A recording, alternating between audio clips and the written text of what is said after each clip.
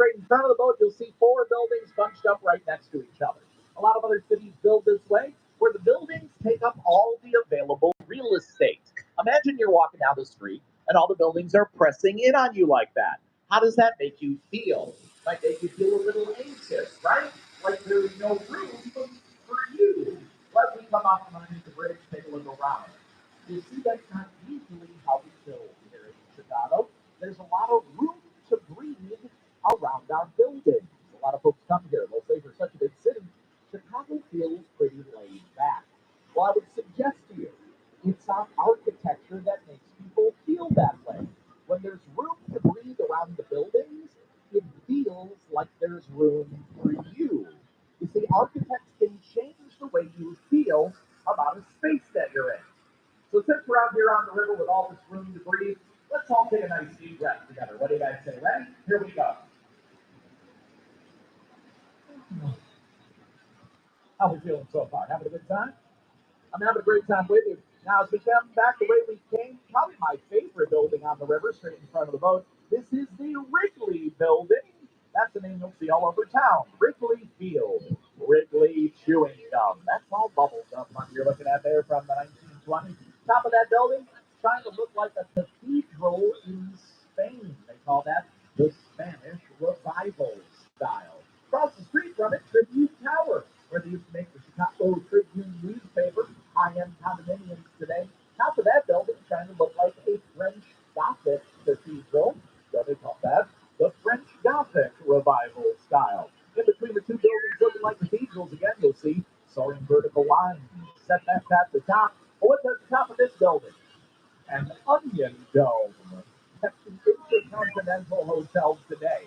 Used to be the headquarters for the Shriners. The men's group would like Turkish details. They would wear little baggy hats, right? That's why they put a Moorish onion on top of their Art Deco building. Now we found the onion. Now we'll look for the Apple Store. Cool little building with the see-through walls. But talk about subliminal marketing. Look at that iPad for a roof. You didn't even know you wanted one until you walked in there. The Apple, now here's the Peacock staying on the left, NBC Tower, trying to look like Rockefeller Center in New York. Rockefeller Center, beautiful Art Deco building from the Roaring 20s. We didn't build our NBC Tower until 1989. That doesn't count as Art Deco. So if you're copying the Art Deco style, they call this Echo Deco. Cut across the river, we'll see the fourth tallest building in the city. This big white box with the black stripes coming down the side is the Aon Center today. Used to be the headquarters for Standard Oil. Used to call it Big Stan. This building, when it first opened, covered in white marble. That white marble did not appreciate Chicago winters. Started to crack and fall off the building. They had to replace it floor by floor with granite at the cost of about $1 million per floor. There's about 80 floors to the building. I'll let you do the math. Staying on the right side of the river, you'll see the brown building with a stripe on it that says James Hardy.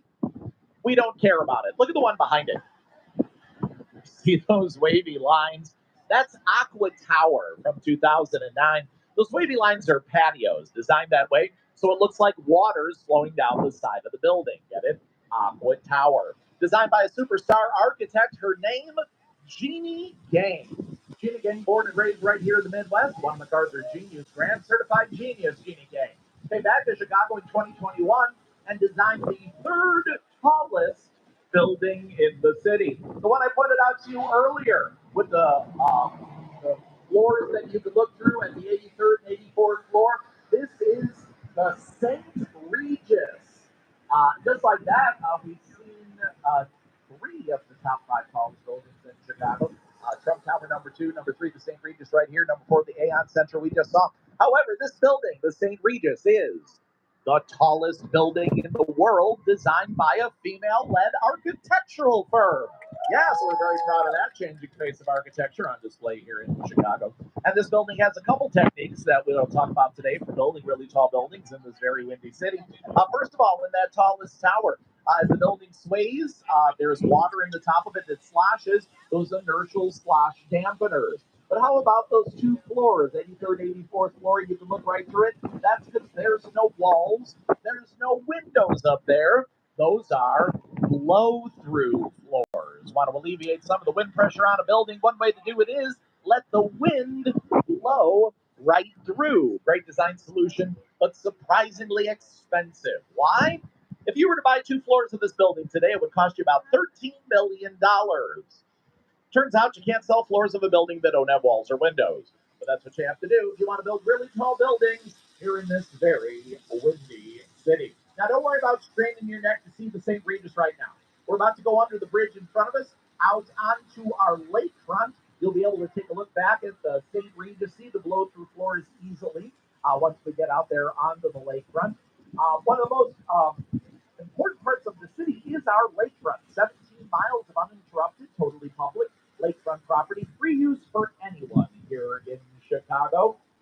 Now, as we get creep closer and closer to the lakefront, a iconic building stepping out to greet us over here on the left. This beautiful black building from the 1960s is Lake Point Tower. High-end condominium from the 1960s. Great views of the city and the lake can be had from Lake Point Tower. That cylindrical shape you see up at the top there used to be a very chic French restaurant. They closed their doors a couple of years ago. I was never able to visit it myself, but as we get closer and closer to the building, you might start to feel sad for it because it's all alone out there.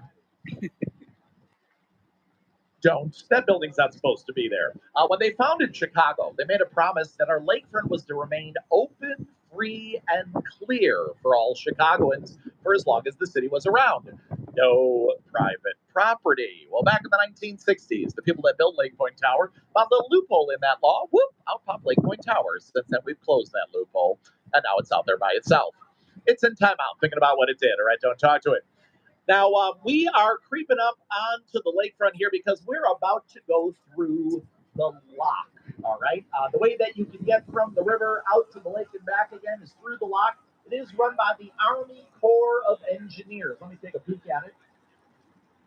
Looks like the lock, couple of reasons for the lock. The main reason for the lock is the surface of the lake is 3 to 5 feet taller than the surface of the river. So they have to raise and lower the boats to get in between the different bodies of water. The way they do that is with 2 sets of double doors. So what's going to happen is they're going to open up one set of double doors, and actually just open it right now. So they open up those doors all the way. We're going to sail into the lock. Once we get into the lock, along with any boats that are joining us, they're going to close one set of double doors behind us. Once that happens, they're going to crack open the second set of doors in front of us, let the water from the lake into the lock. The lock will rise. We will level off with the surface of the lake. Once that's done, they'll open up the doors the rest of the way. We'll hear a buzzer go off. It sounds like this. And that's our signal to go out on the lake. We'll cruise around on the lake for a while. I'll show you the lakefront. And then when we're done, we're going to head back in the lock, do the whole thing again in reverse. Now, you might be wondering, why is it so complicated to get from one body of water to the other? Well, they're controlling the flow of water. If the lock wasn't there, the water from the lake would just keep coming out into the river. Now, think about that for a moment. That's weird. Rivers go into lakes. Ours goes backwards. Why is that? Well, we did that. We changed the direction of our river.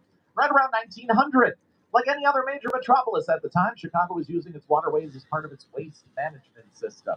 What that meant was all the wastewater from the city went into the river and then out to the lake, which is our source of drinking water. Anybody see a problem there, right? So after enough thoughts of cholera, we do what any city would do. One of the biggest public works projects in the history of the United States. We dug out a 26-mile canal connecting the Chicago River to the Des Plaines River. Once they opened up that canal, the direction of the river changed in a day. All the water from Chicago headed out to the Mississippi, down to the Gulf of Mexico, where it's been heading ever since. Now, as we are hanging out in the lock, we're going to be here for just a little bit. It does take us a little while to get through the lock, but I'm going to take that opportunity to share with all of you the first part of our origin story here in Chicago. This is a story in 3 parts. By the time we leave the lake, you'll hear all 3 parts of the story. The first part of the story starts about 150 years ago when we had a horrible disaster here. It might have been the best thing that ever happened to our city.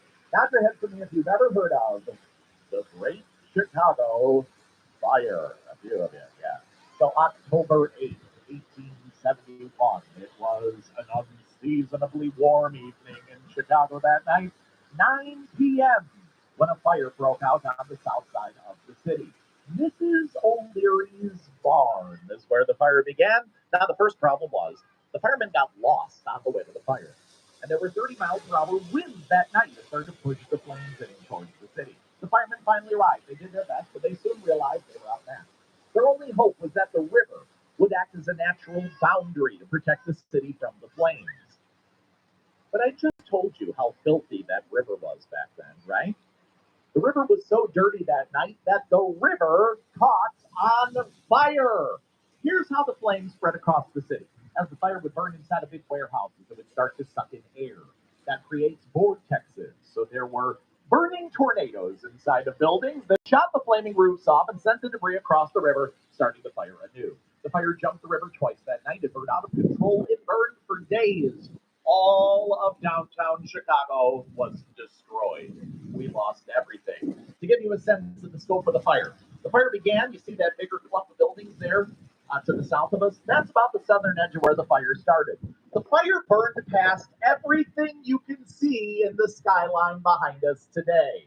If you're familiar with Chicago, Lincoln Park is where the fire finally burns out. Now, everything I've told you so far is true. But there is a myth about the cause of the fire. Back in 1871, they blamed the fire on Mrs. O'Leary's cow. Remember, the fire began near her barn. They said that her cow kicked over a lantern, and that's what burned down the entire city of Chicago. Let's think about that critically here tonight, shall we? 1871. Poor immigrant woman's animal. Do you think they were looking for somebody to blame? Maybe a scape cow? Would you like to hear the real cause of the Great Chicago Fire? Okay, thanks for saying yes, guys. Sometimes people say nothing. We just stop the tour right there, all right? I am going to take a brief little moment. Hey, guys downstairs, we can hear you down there. Don't make me come down there. All right. So let me tell you the cause of the fire. So Chicago starts off the city back in 1837 with about 3,000 people living here. The fire about 30 years later. You can see both events in your lifetime. Here's how many people are living in Chicago the year of the fire. 300,000. Imagine during your lifetime, your city goes from 3,000 to 300,000. This is the fastest growing city in the world at that time, and nobody knows what they're doing. Let's hear before it goes up. Woods, right? So what are the buildings? What are the streets made out of? Wood. What are the sidewalks made out of? Wood. And if you want to open up a lumber yard next to a turpentine factory across the street from an orphanage, no one's going to stop you. Very loose zoning laws is what I'm trying to say. So when a small fire breaks out on the south side of the city and the entire city burns down, is that some poor immigrant woman's house fault or bad city planning, right? That was the cause of the Great Chicago Fire. But like I told you, probably the best thing that ever happened to us. Because a certain type of person comes to Chicago after that fire. Architects descend on this city and they start to rebuild before the grounds even cooled off. By 1885, one of these architects says, maybe wood's not the best building material. Maybe we should try something else. What about a steel structure? We can build taller that way. They invent the world's first skyscraper right here in Chicago, arguably a direct result of that fire. So you see, everyone, if it wasn't for the fire, I wouldn't have a tour to show you here today, right? We would be spending this quality time together. And wouldn't that be the real tragedy? I think so. So that's the first part of our origin story. I'll tell you the other two parts when we get out on the lake. But right now, we're going to take our first break of the tour. Now's a fantastic time to head down to the bar if you haven't been there already.